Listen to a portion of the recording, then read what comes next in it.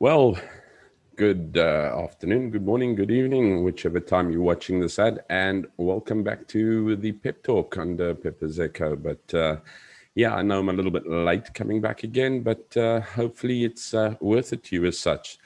This is where we try and deal with just experiences, my experiences, which I'd like to share with you, and hopefully get some messages and information back from you on what you'd like to hear about. And maybe you'd like to come on and join me on the show sometime or something like that.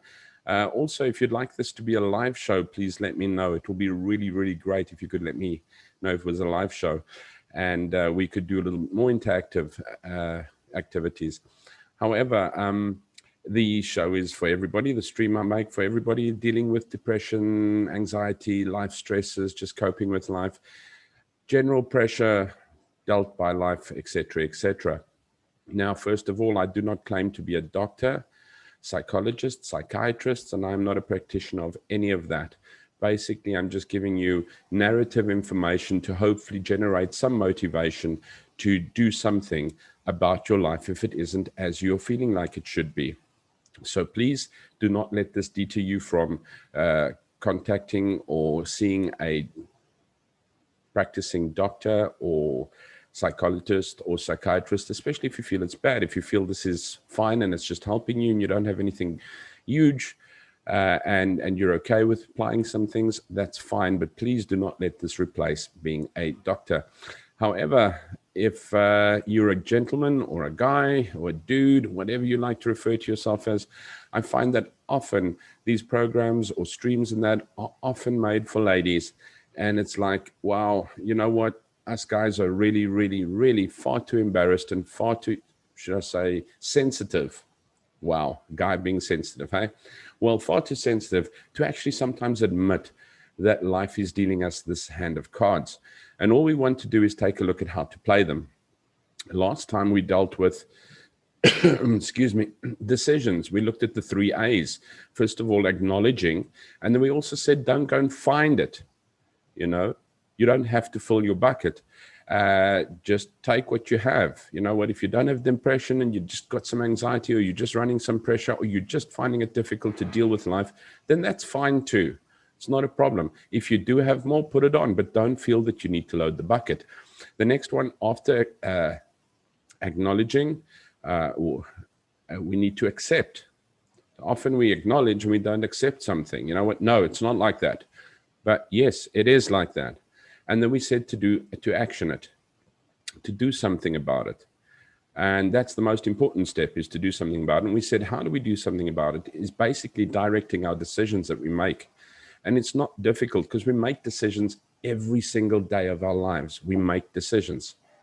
So it's just directing those decisions. And yes, you know what? However old you are, you've spent that long forming this habit. So to be able to form a different habit, you're going to need to be able to direct it. So directing your decisions are not going to overnight, all of a sudden everything's fine. Every single day is going to be a little step better. It's not how many times you've done wrong this week. It's how many times you've got it right that you celebrate. Acknowledging it, first of all, accepting it, and actioning it already is enough on its side to be a success. But actually seeing that maybe you haven't got it right the whole week, but actually there are parts that you did get right is great. What we want to take a look at on this stream is, by making decisions, we also find that what affects the decisions that we make in our lives, and the places that we put ourselves into, and the pressure that we put ourselves under, are based upon the questions that we ask ourselves. We so often and so easily just go off the edge. Why are you so stupid? Why does this always happen to me? What else? Why can't I get this done? It's all questions that we are drilling into ourselves consistently, and it is repetitive. I just can't get this done. Why can't I get this done? Why am I always late? Why can't I finish my paperwork on time? Why can't I lose weight? Why can't I calm down? Why can't I be like others? And you're consistently drumming this into your head when you are asking yourself negative questions. And granted, I'll give this piece to Anthony Robbins where he says, your brain is a fantastic machine. And it truly is. Put it to the test. You know that aha moment that you get in life and you go, I just thought of something. No, you didn't just think of something. Your mind has meticulously been working on an answer to a question that you have asked. So, you know that little part in the back of your mind that's called the subconscious? Well, that subconscious is busy working. So, you might ask the question, you just might ask, why am I so stupid? Why am I not getting this right? Why does this always happen to me? Why can't I lose weight? Etc., followed probably by a statement. But let's look at the questions first of all. And then your mind goes, oh, we need to give this person an answer. Our master has asked us a question. Our master deserves an answer. And it puts it into the subconscious so you can carry on doing what you're needing to do because you're not going to sit down and think about it. But in your subconscious, you're generating a answer to your question. Why am I not getting this right? Because you're stupid. Why can't I get this done? Because you were born not to be able to do that. Why do I always have to struggle? Because you're not as clever as everybody else. Your brain will give you an answer to be able to fit the question. You wanting to know why you can't. Decide to ask your questions differently. That is the most important thing. And that is also a very difficult thing because once again, you've got to bring yourself back into subconscious. Sometimes your mind is all over the place. And what you've got to do is just bring your mind back and say, okay, I'm here in this place. This is what is surrounding me at the moment. These are the questions or these are the decisions I've got to make. These are the questions I've got to ask. Let's take a look at them. So maybe you are struggling to do something. Stop asking yourself why you are so stupid, why you can't do this, why you always have to struggle, why people are always nasty to you, why people don't want to be friends with you, why people can't agree with you, why people can't get along with you, because you are going to get answers negatively. And guess what? That's going to put you under an amazing amount of stress and pressure, create a huge amount of anxiety, which is going to, in the end, lead to depression. Yes. And anxiety, depression, maybe a little bit of anger topped onto that is going to put you where? Into psych ward. Promise you. Right. So, and if not, you're just going to be a miserable person going along. That's true. So what you've got to do is change your questions. You need to start looking at questioning yourself differently and saying to yourself, hey, instead of why am I so stupid? Or why can't I get this done? Or why don't people listen to me? Or why don't people want to be friends with me? You're going to ask yourself a different question. You're going to say, how am I going to get this done in the most effective, efficient way and reach success? All of a sudden, your mind's working on effective, efficient success. And your aha moment isn't going to go, because you're so stupid. You know what? It's sins of the father. You know what? It's because it's the way I've been brought up. You know what? Because it's been in my family for so long, it just is. And that's a lot of people. People are blaming their past, the way they've been brought up, their culture. Blame your wife, blame your children, blame your mother, blame your brother, blame your father, blame the organization you've been to, blame the school, whatever. But you're going to find a reason for being pathetic and not making it if you keep on asking that kind of question. So your questions need to change. Your questions need to be, you know what, instead of saying, oh, why does nobody want to be friends with me? How can I be friends and get these people to influence these people to like me because I enjoy their company? Or you've got to take a look at it and say, are these people really worth being friends with? Because obviously, if people aren't wanting to be friends with you, there might be a disagreement or something, but you cannot make yourself the target of it. Oh, because I'm such an ugly person. Oh, because I'm fat. Oh, because I'm stupid. Oh, because no.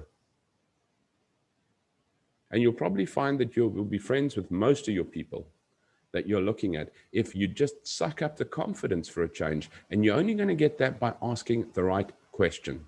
Ask the right questions. How can I get this done? Why can't I get this done? How can I get this done efficiently and effectively in the fastest possible way and reach success? Wow, my aha moment all of a sudden, maybe not today, maybe not later on today, maybe not tomorrow, maybe the day after tomorrow, but your subconscious is going to work on all these questions. And I know positive talking and positive thought is not going to work if there's no positive action. But your action is going to be asking the right questions so that you can make the correct decisions. Because making the correct decisions while feeding yourself negative answers, well, you're setting yourself up for failure. You're putting yourself under pressure.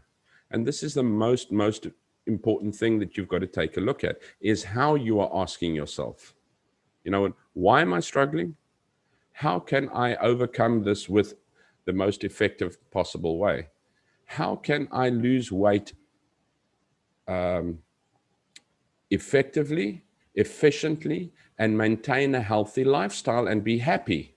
So automatically you're looking at how to lose weight effectively, efficiently, and be happy. Obviously, I haven't asked myself that question too much just yet. I do try and be healthy and happy and whatever, and I am happy. And I'm not going to say that I can't actually shed a few grams here and there, but it's something that hasn't depressed me or doesn't create anxiety. But it's to each his own. You know what? You might feel that you're ugly, that you don't look right, that you don't dress sense right, that maybe you're too brash or too harsh. Then you know what? How can I influence these people or that person to respect me, to be friendly to me, and to be friends with me, and successfully achieve the outcome? Alternatively, if you've gone through all the steps, which I sincerely doubt you have because you've already presumed, you've gone to fetch that little monkey behind the hill already, and you've decided, which is probably something we will speak about, is about the presumption that people with anxiety and depression and pressure and all those different types of little incidents in life cope with, is we go and fetch too much and we overanalyze everything. Before you even do that, make sure you ask the right questions. Make sure you ask the right questions. This will enable you to make the correct decisions. We've got to take a look at that. And then again, the position that we place ourselves in. If we're going to place ourselves in a pressurized position, if you're going to put yourself into a pressure cooker, you are going to face anxiety. You're going to face stress. You're going to face depression in the end because you're going to feel a failure. And you're going to ask yourself, why am I such a failure? And my goodness, there goes the question again. Why am I such a failure? Instead of going, how can I avoid feeling like a failure and successfully build my confidence? Okay. Now, one of those things is when you're always late. You automatically, A, put yourself under pressure. B, you put yourself in an embarrassing position, whether you like it or not. You are putting yourself under an immense pressure by being late because it's going to get there, and it doesn't matter. Oh, they know me, I'm always late. Oh, yes, I'm always, and you smile at it and you chuckle at it, etc., etc., etc. But when you're late, without knowing it, you put yourself in an embarrassing position. You inside, doesn't matter how you try and fight it off, are feeling second rate. You're feeling disrespectful, apart from the fact that it is disrespectful being late. Do yourself a favor. There's one saying that I quite enjoyed. Never, ever, ever, ever be on time. Only ever be on time if you cannot be early.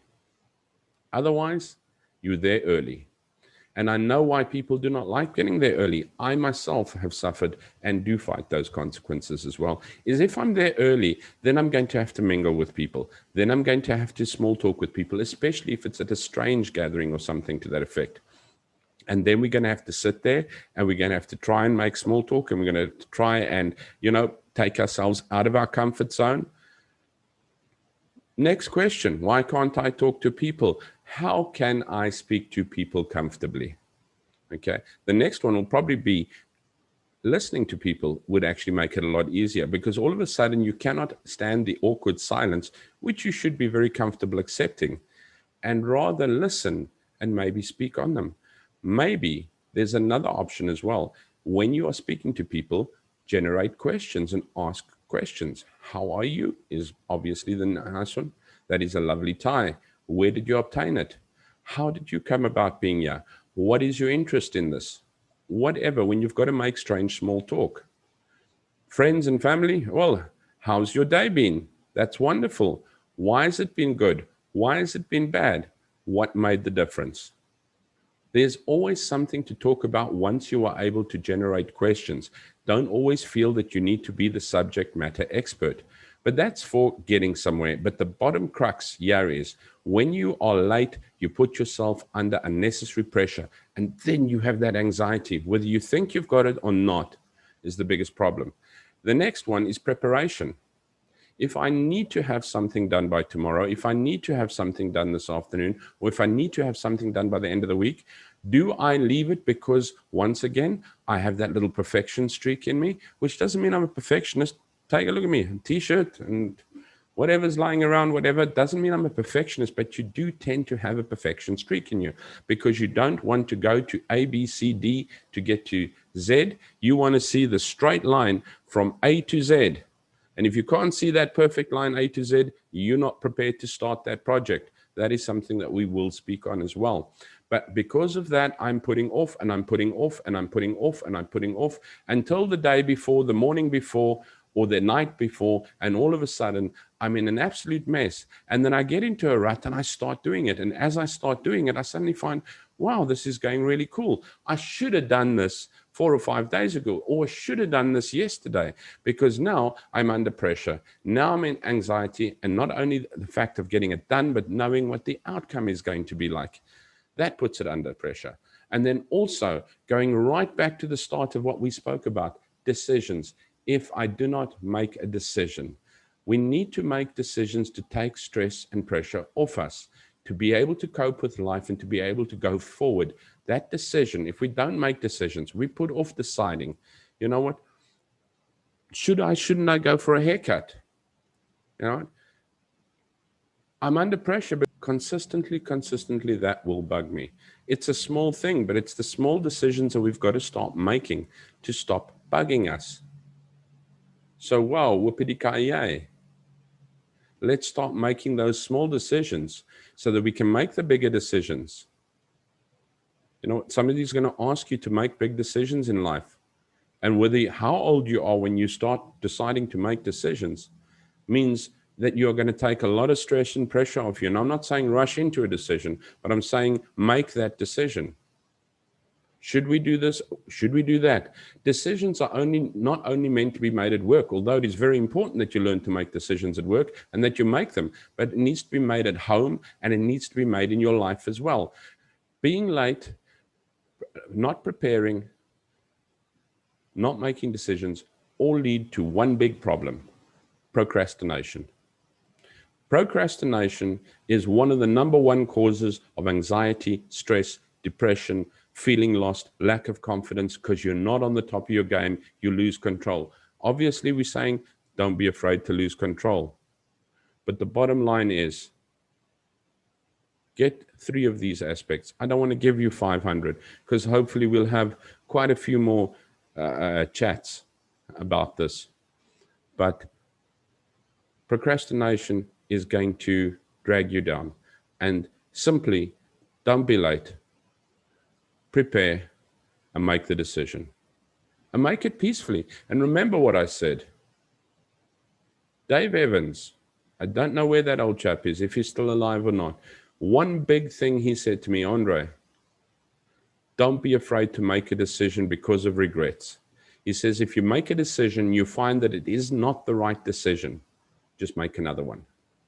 And if we can confidently make decisions knowing we can just make another one, doesn't matter how difficult it is, you can always make another decision. So I want you to decide that you're going to accept, acknowledge, action, decide, make decisions, that you're going to make the right questions. Tune your questions correctly, that you're not repetitively downing these questions negatively, that your questions actually learn to create a positive subconscious. Now, I'm not saying positive thoughts, but I'm saying create questions that will actually generate successful solutions for you. And then how we place ourselves in situations, being on time, don't be late, prepare on time, by the way, and make the decision. It takes so much off your shoulders. Guys, thanks for joining me for this stream. I hope it has been helpful. I hope we can have many, many chats ahead still, and I will hopefully be doing this weekly too. If you'd like to see it live, please leave a message in the comments or drop me a mail at peppersecho@gmail.com. You'll see should be down here somewhere, the email address. And yeah, I look forward to the comments from you, and I look forward to chatting to you again. So take care, be good. If you can't be good, at least be kind. Cheers.